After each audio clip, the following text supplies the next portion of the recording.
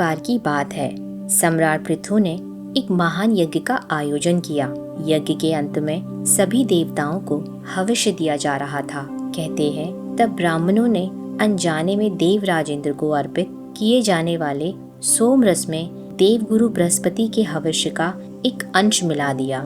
जैसे ही हविष्य को अग्नि में डाला गया, उससे रोमहर्षण की उत्पत्ति हुई, क्योंकि उनका जन्म इंद्र जो कि एक क्षत्रिय हैं और बृहस्पति जो कि एक ब्राह्मण हैं, उनके मेल से हुआ। इसीलिए वह सूत पुत्र कहलाए।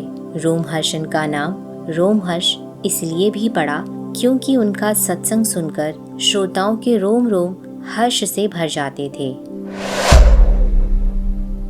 एक बार महर्षि वेदव्यास बहुत गहन चिंतन में लीन थे कि उनके द्वारा रचित इन महापुराणों का ज्ञान कैसे सहेजा जाए। उनके बहुत से शिष्य थे, पर कोई भी उन 18 महापुराणों को आत्मसात करने में सामर्थ्य नहीं था, जिसके कारण वे चिंतित थे।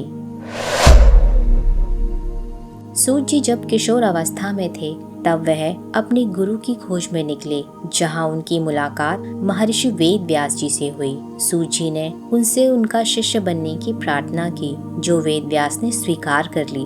वहां उनकी मित्रता शौनक ऋषि से हुई। रोमहर्षण इतने प्रतिभाशाली थे कि कुछ ही समय में उन्होंने महर्षि वेदव्यास द्वारा रचित 18 महापुराणों को कंठस्थ कर लिया। वेदव्यास को इससे बहुत ही प्रसन्नता हुई। उन्होंने रोमहर्षण को महापुराणों का प्रचार प्रसार करने को कहा, जिस पर रोमहर्षण ने महर्षि वेदव्यास से अपने पुत्र उग्रश्रवा को अपना शिष्य बनाने का अनुरोध किया। उग्रश्रवा एक तेजस्वी बालक था। उसके ज्ञान से प्रभावित होकर महर्षि वेदव्यास ने उग्रश्रवा का गुरु बनना स्वीकार किया।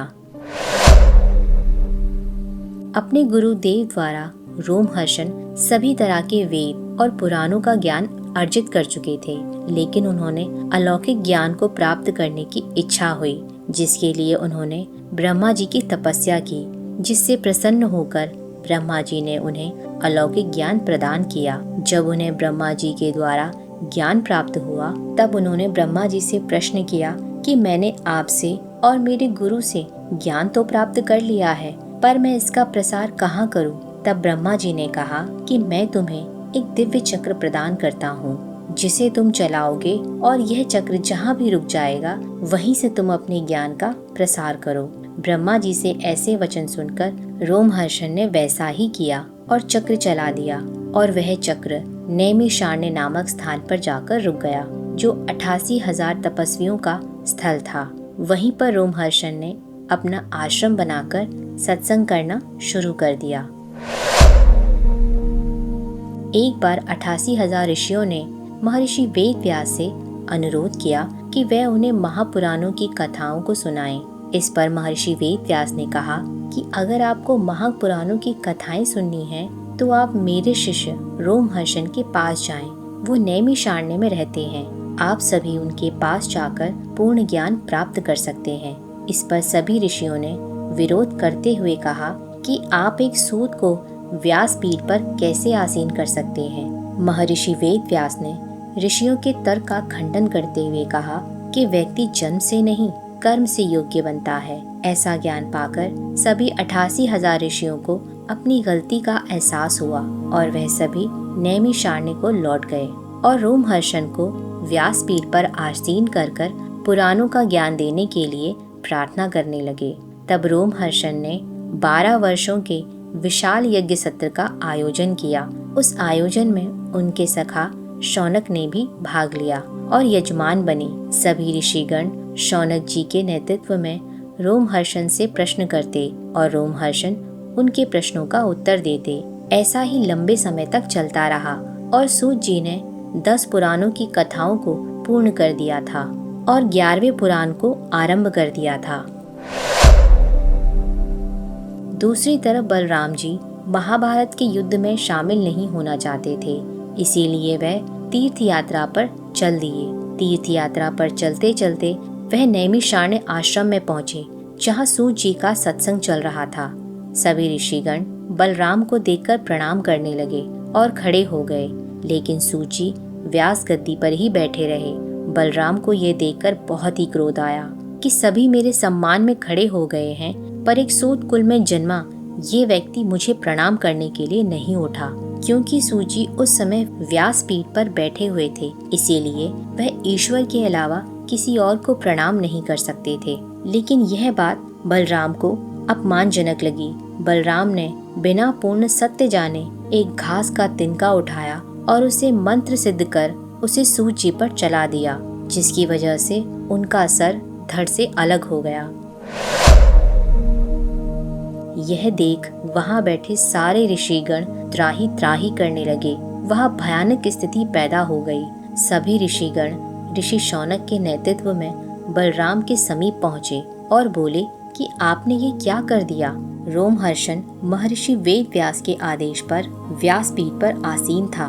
बिना सत्य को जाने आपने सूची का वध कर दिया। आपको ब्रह्म हत्या का पाप लग चुका है। उनका वध होने से पुराणों का ज्ञान लुप्त हो गया है और अभी हम भी वह ज्ञान पूर्णतः प्राप्त नहीं कर पाए। जैसे ही बलराम को पूर्ण सत्य का ज्ञान हुआ, वह बहुत ही दुखी हुए।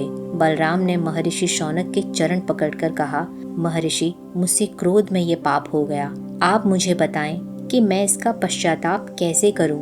कैसे मैं उनके द्वारा दिए गए इस अधूरे ज्ञान को पूर्ण करूं? तब महर्षि शौनक ने उत्तर दिया कि अब सिर्फ एक ही व्यक्ति है जो इस अधूरे ज्ञान को पूर्ण कर सकता है। वह है सूची का पुत्र उग्रश्रवा। उग्रश्रवा ने भी महर्षि वेद व्यास से पुराणों का ज्ञान प्राप्त किया है। ऐसा सुनकर बलराम महर्षि शौनक को अपने साथ लेकर उग्रश्रवा के पास गए और बलराम ने उग्रश्रवा से क्षमा याचना की और पुराणों का पूर्ण ज्ञान देने के लिए बलराम उग्रश्रवा को मनाकर ले आए। जिसके बाद उग्रश्रवा ने बचे हुए पुराणों के ज्ञान को पूर्ण किया, जिससे बलराम को थोड़ा संतोष प्राप्त हुआ। उसके पश्चात जब बलराम ब्रह्म हत्या के पश्चाताप के लिए निकल रहे थे, तो उन्होंने जाते जाते ऋषिगणों से पूछा कि मैं आप सभी के लिए क्या कर सकता हूँ। तब ऋषियों ने कहा कि बलराम, इस वन में एक बल्लवल नाम का राक्षस है, जिसकी माता है इल्लवल। वह सदैव हमारे यज्ञों में विघ्न डालते हैं। उनसे आप हमारी रक्षा करें। बलराम ने ऋषियों का अनुरोध सुना, जिसके बाद वह बल्लवल से युद्ध करने के लिए निकल पड़े और बल्लवल से युद्ध किया, जिसमें बल्लवल मारा गया और नैमिषारण्य राक्षसों से मुक्त हुआ, जिससे ऋषिगण बहुत प्रसन्न हुए। उसके बाद बलराम अपने पश्चाताप के लिए तीर्थ यात्रा के लिए निकल गए।